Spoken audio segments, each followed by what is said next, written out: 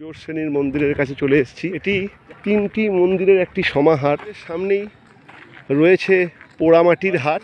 প্রতি শনি এবং রবিবারে এই পোড়ামাটির হাটেতে বিভিন্ন হস্তশিল্প বিক্রি হয়, যেখানে আপনারা পাবেন বিষ্ণুপুরের যে বিখ্যাত পোড়ামাটির কাজ, বাঁকুড়ার পাঁচমোড়ার ঘোড়া।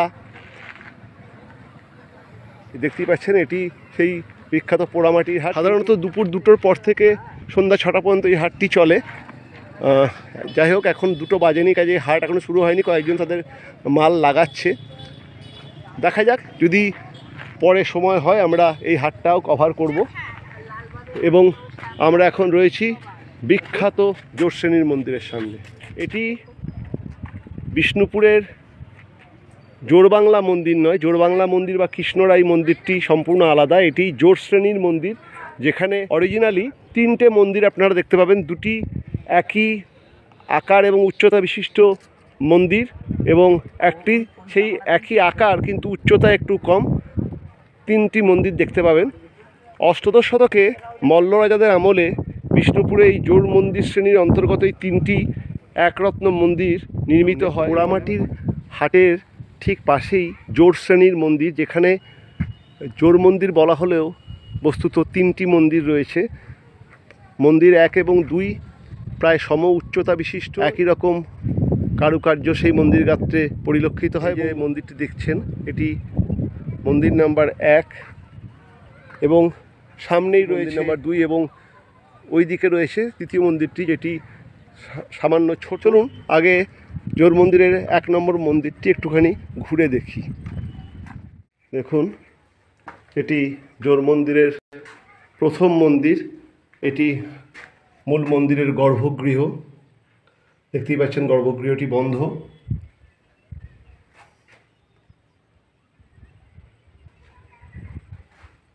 এবং এই দেওয়াল গাত্রের যে সমস্ত মোটিফের কাজগুলোকে দেখুন। যদিও কালের নিয়মে এই সমস্ত অসাধারণ মোটিফগুলি প্রায় নষ্ট হতে বসেছে, তারপরেও এখনও যা টিকে আছে তাও অসামান্য স্থাপত্য কীর্তির মহিমাই বর্ণনা করে। জোর শ্রেণীর মন্দিরের এটি প্রথম মন্দির।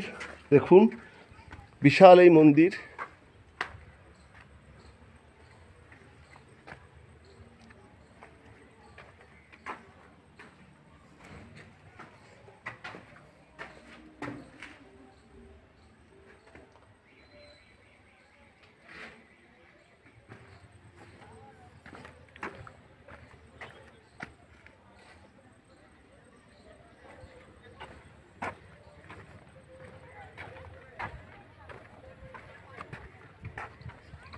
চলুন এবারে দ্বিতীয় মন্দিরের দিকে এগিয়ে যাই।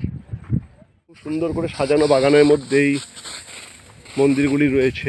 মন্দির নাম্বার 2 সেটিকে একবার ঘুরে দেখি। এটি হলো জোর মন্দির বা জোর শ্রেণীর মন্দিরের দ্বিতীয় মন্দির। এই মন্দিরটিও আকার আকৃতিগতভাবে প্রথম মন্দিরটির মতোই, সেই জন্যই এই মন্দির দুটিকে জোর মন্দির বলা হয়। কিন্তু জোর মন্দির বলা হলে বাস্তবে এই মন্দির কমপ্লেক্সে 3টি মন্দির রয়েছে, একটি তৃতীয় মন্দিরও রয়েছে, আমরা সেখানে যাব। যাই হোক, এই দ্বিতীয় জোর মন্দিরটিকে দেখুন। এটি হচ্ছে মূল গর্ভগৃহ।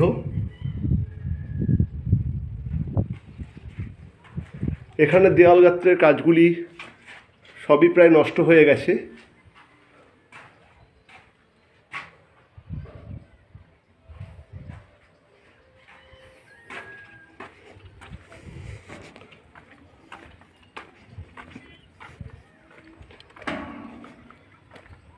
ওখানে একটি বিশাল বড় ভারতের পতাকা উঠছে। আমরা রয়েছি দ্বিতীয় জোর শ্রেণীর মন্দিরের কাছে। পাথর কথা বলে, ইতিহাস কথা বলে, কথা বলে বিষ্ণুপুরের বিভিন্ন টেরাকোটার কাজ সমৃদ্ধ মন্দিরগুলি। আমরা রয়েছি জোর শ্রেণীর মন্দিরে। দেখুন কি অপূর্ব টেরাকোটার কাজের নিদর্শন।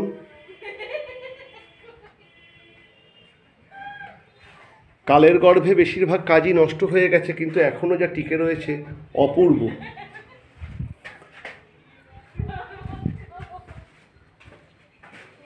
মল্ল রাজাদের অসাধারণ কীর্তি বিষ্ণুপুরের এই সমস্ত মন্দির রাজি।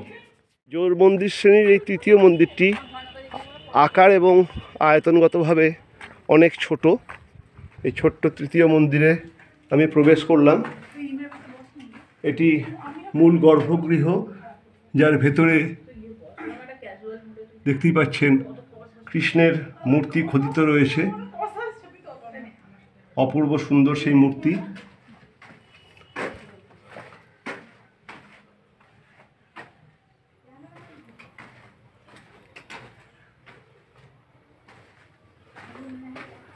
ছোট্ট এই মন্দিরটি, কিন্তু এই মন্দিরের ভেতরে বেশ কিছু কাজ এখনও টিকে রয়েছে। এই তৃতীয় মন্দিরে বিভিন্ন দেবদেবী, বিভিন্ন পশু পাখির মূর্তি খোদিত ছিল। আমরা সেই তৃতীয় জোড় মন্দিরের সামনে। এখানে রয়েছে মন্দির নাম্বার 3, জোড় মন্দিরের তৃতীয় মন্দির এটি। এই ছোট্ট তৃতীয় মন্দিরে আমি প্রবেশ করলাম। এটি মূল গর্ভগৃহ, যার ভেতরে দেখতেই পাচ্ছেন কৃষ্ণের মূর্তি খোদিত রয়েছে। অপূর্ব সুন্দর সেই মূর্তি।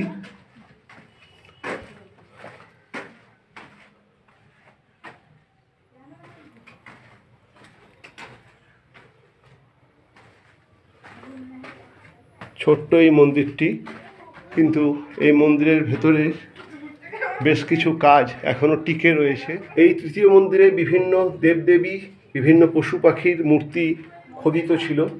আমরা সেই তৃতীয় জোড় মন্দিরের সামনে। এই তৃতীয় মন্দিরটি ধারে ও ভারে বাকি দুই মন্দিরের তুলনায় একটু কম, অর্থাৎ এটি আকার ও আয়তনগতভাবে একটু ছোট।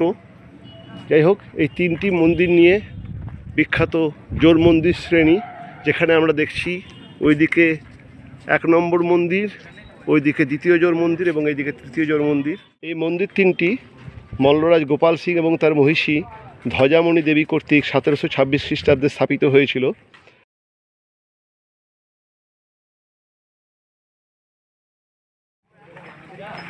বিখ্যাত পোড়ামাটির হাটের পাশ থেকে আমরা এগিয়ে যাচ্ছি। পোড়ামাটির হাটেতে বিভিন্ন জিনিস, বিভিন্ন মূর্তি এবং বিভিন্ন হস্তশিল্প বিক্রি হয়। দেখুন, একজন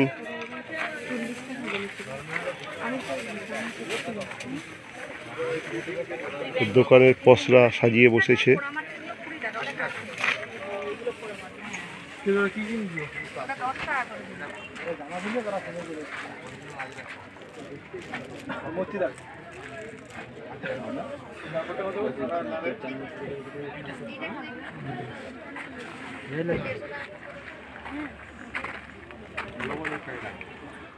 পোড়ামাটির হাট এখনও পুরোপুরি চালু হয়নি। প্রতি শনি ও রবিবার বেলা 2টো থেকে এই হাট চালু হয়। এখানে বিকালবেলায় সুন্দর অনুষ্ঠানও হয়। আমরা সেই বিখ্যাত পোড়ামাটির হাটে কয়েকজন দোকানদার তাদের মাল সাজিয়ে বসেছে।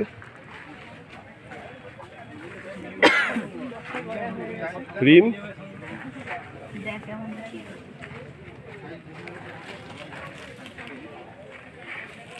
বিষ্ণুপুরের বিখ্যাত পোড়ামাটির হাট, যা জোড় শ্রেণীর মন্দিরের পাশে অবস্থিত এবং প্রতি শনি এবং রবিবারে এই পোড়ামাটির হাট এই অঞ্চলে বসে।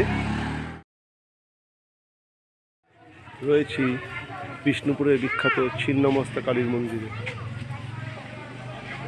বিষ্ণুপুরের বিখ্যাত শ্রী শ্রী ছিন্নমস্তা মাতার মন্দির।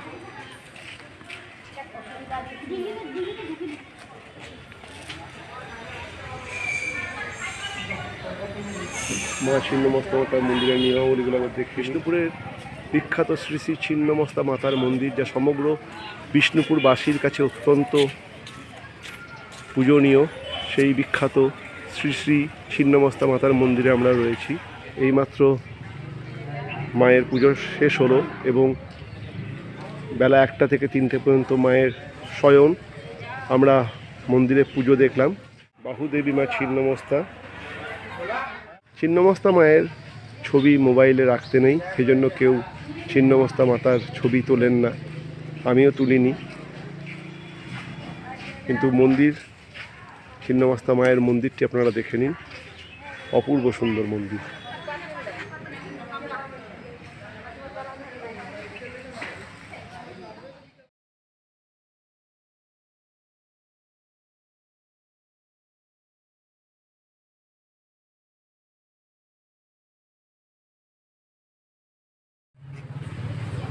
আমি দাঁড়িয়ে রয়েছি সেই ঐতিহাসিক দলমাদল কামানের সামনে। দলমাদল কামান মল্ল রাজাদের তৈরি বৃহৎ কামানগুলির মধ্যে অন্যতম।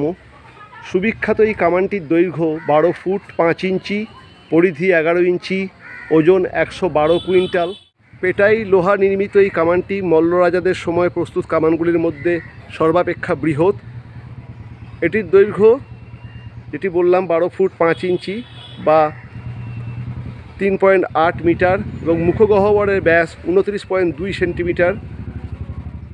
প্রচলিত লৌকিক আখ্যান অনুযায়ী রাজা গোপাল সিংয়ের আমলে বিষ্ণুপুরে বর্গী আক্রমণ হয় এবং বর্গী আক্রমণ থেকে নগরকে রক্ষা করতে এই নগরের রক্ষক দেবতা মদনমোহন স্বয়ং বর্গী সেনাপতি ভাস্কর রাবের বিরুদ্ধে এই কামানটিকে ব্যবহার করে বিষ্ণুপুরকে বর্গী আক্রমণের বিপদ থেকে রক্ষা করেন।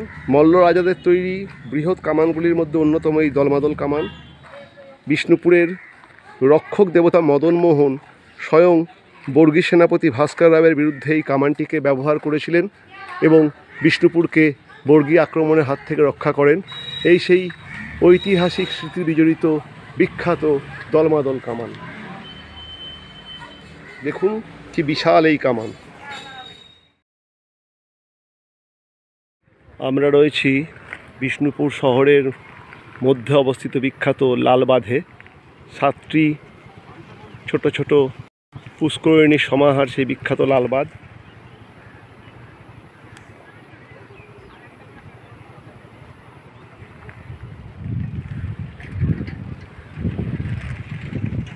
লালবাঁধ শহর বিষ্ণুপুরের মাঝখানে এক বিস্তীর্ণ জলাশয়, যা বস্তুত একটি লেক, এবং সেই লেকের পাশে বিষ্ণুপুরবাসী বিকালবেলায় সময় কাটাতে আসে।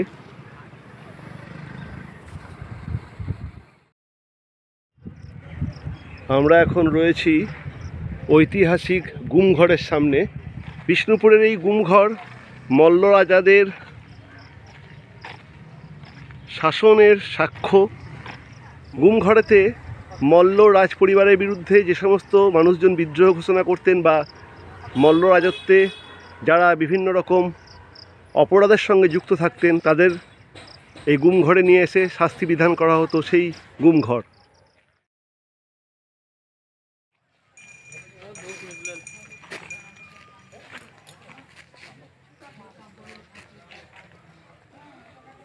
আমি রয়েছি মন্দির নগরী বিষ্ণুপুরের সেই বিখ্যাত পঞ্চরত্ন মন্দির শ্যামরায়ের মন্দিরের সামনে। দেখুন, এটি শ্যামরায়ের মন্দির। শ্যামরায় মূলত একটি কৃষ্ণ মন্দির, অর্থাৎ শ্যাম কৃষ্ণেরই আর এক নাম। হাম্বিরের পুত্র রঘুনাথ সিংহ এই শ্যামরায় মন্দির নির্মাণ করে তিনি কৃষ্ণের উদ্দেশ্যে তা সমর্পণ করেন। সেই বিখ্যাত শ্যামরায় মন্দিরের সামনে যা একটি পঞ্চরত্ন মন্দির। পঞ্চরত্ন মানে দেখতেই পাচ্ছেন মন্দিরের চারদিকে 4টি শিখর এবং মাঝখানে একটি মুখ্য শিখর। 5টি শিখর বিশিষ্ট এই মন্দিরকে বলা হয় পঞ্চরত্ন মন্দির এবং শ্যামরায় সেই পঞ্চরত্ন মন্দিরদের মধ্যে প্রধানতম। বস্তুত শহর বিষ্ণুপুরের যে সমস্ত বড় মন্দির পরিলক্ষিত হয়, শ্যামরায়ের মন্দির তাদের মধ্যে অন্যতম প্রধান। মন্দিরের দেওয়ালগাত্রে কৃষ্ণের জীবন কথা এবং আরও একাধিক রিলিফ এবং মোটিভ অসাধারণ সুন্দরভাবে বর্ণিত আছে। শ্যামরায়ের মন্দিরের দেওয়ালগাত্রে আমরা টেরাকোটার সূক্ষ্মাতিসূক্ষ্ম কাজ পাই। অসাধারণ সুন্দর সেই কাজ। চলুন আপনাদেরকে সেই কাজও দেখাবো। তার আগে একবার মূল মন্দিরটা দেখিয়ে দিই।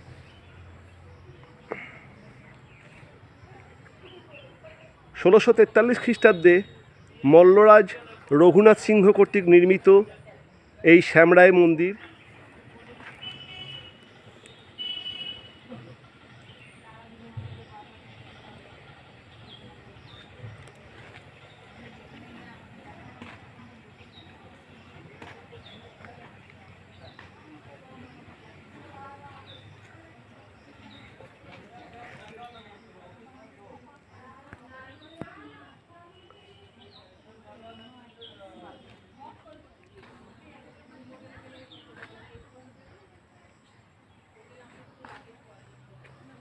বিখ্যাত শ্যামরায় মন্দির, ইট নির্মিত পঞ্চরত্ন শ্রেণীর এই মন্দির। বীর হাম্বিরের পুত্র রঘুনাথ সিংহ 1643 খ্রিস্টাব্দে এই শ্যামরায় মন্দিরের প্রতিষ্ঠা করেন। আমরা সেই শ্যামরায় মন্দিরের দেওয়াল গাত্রের কৃষ্ণলীলার অসাধারণ সব মোটিভ দেখতে পাচ্ছি।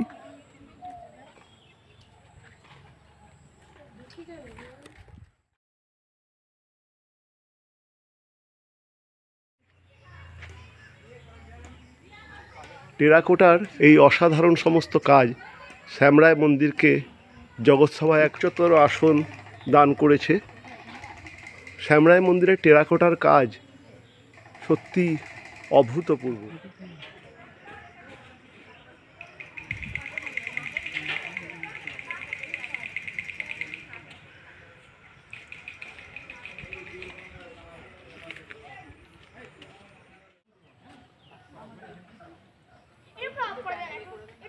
আমি এখন রয়েছি শহর বিষ্ণুপুরের সম্ভবত শ্রেষ্ঠ পুরাকীর্তি শ্যামরায়ের মন্দিরের কাছে। ইট নির্মিত এই মন্দিরটির চারিদিকে 3 খিলানযুক্ত বারান্দার সাথে একটি সরু প্রদক্ষিণ পথও রয়েছে। যদিও দেখতেই পাচ্ছেন মন্দিরের ভেতরে প্রবেশ করা যায় না, তার কারণ আর্কিওলজিক্যাল সোসাইটি থেকে এই মন্দিরের চতুর্দিকে একটা ব্যারিয়ার দেওয়া হচ্ছে যাতে মন্দিরটিকে বাঁচিয়ে রাখা যায়, যাতে মন্দিরের যে বিভিন্ন টেরাকোটার অপূর্ব যে কাজগুলো রয়েছে সেগুলো যাতে বাঁচিয়ে রাখা যায়।